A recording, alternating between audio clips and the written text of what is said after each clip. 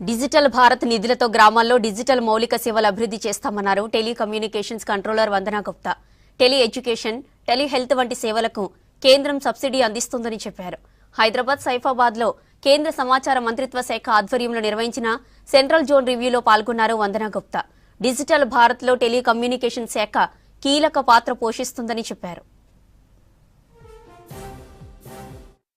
We have assembled here to review the central zone CCA's performance.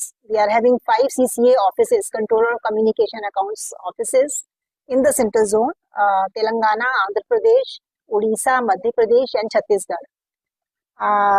The other thing is that the tele-density, if we talk of Andhra Pradesh only and Telangana, very good tele-density in these two states. It is about 95%. With a subscriber base of 8.24 crores.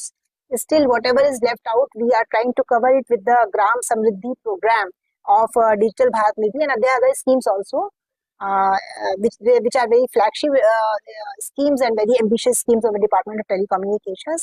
Besides this, we are serving to the pensioners also, who are around 40,000 in these 5 states, and to help them and to specifically give them the facilities, we actually celebrated National Senior Citizen Day also on 21st August last month.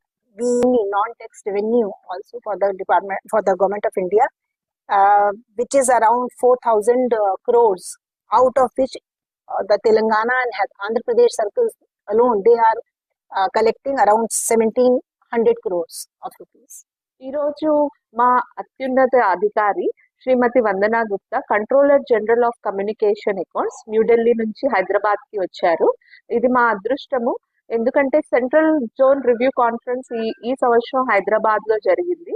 Madam, ఈ department of telecommunication మేము చాలా పనులు చేస్తున్నాం. దాంట్లో ముఖ్యమైనది గ్రామ సమృద్ధి యోజన. దాని ద్వారా మేము గ్రామీణ ప్రాంతాలని టెలికామ్ లో కనెక్ట్ అవ్వనివి కనెక్ట్ చేస్తున్నాము. అది కాకుండా ఈ ఆఫీస్ అన్నిటికన్నా అధికమైన రెవెన్యూని కలెక్ట్ చేస్తుంది గవర్నమెంట్ ఆఫ్ ఇండియా కోసం. ఈ సెంట్రల్ జోన్ లో 5 సర్కిల్స్ ఉన్నాయి: ఛత్తీస్గఢ్, మధ్యప్రదేశ్, ఒడిస్సా, ఆంధ్రప్రదేశ్ అండ్ తెలంగాణ. ఈ 5 సర్కిల్స్ కలిసి 4,500 క్రోర్స్ రెవెన్యూ సంపాదిస్తున్నాయి గవర్నమెంట్ ఆఫ్ ఇండియాకి. దాంట్లో నుంచి Andhra Pradesh and Telangana almost 1,700 crores revenue ఇస్తున్నాయి. అది కాక మేము ఆల్మోస్ట్ 40,000 పెన్షనర్స్ ఎవరైతే డిఓటి నుంచి, బిఎస్ఎన్ఎల్ నుంచి రిటైర్ అయ్యారో వాళ్ళకి సేవలు అందిస్తున్నాము. నిరంతరం టైమ్లీ పెన్షన్ వాళ్ళకి ఇస్తున్నాము, వాళ్ళ జీవనాల్ని సులువు చేయటాని కోసం. సో రీసెంట్ గా మేము 21 ఆగస్ట్ రోజు నేషనల్ సీనియర్ సిటిజన్స్ డే కూడా చేసి మా దగ్గర ఉన్న వృద్ధులైన పెన్షనర్స్ ని సన్మానించి వాళ్ళకి మా గౌరవం తెలుపుతున్నాము.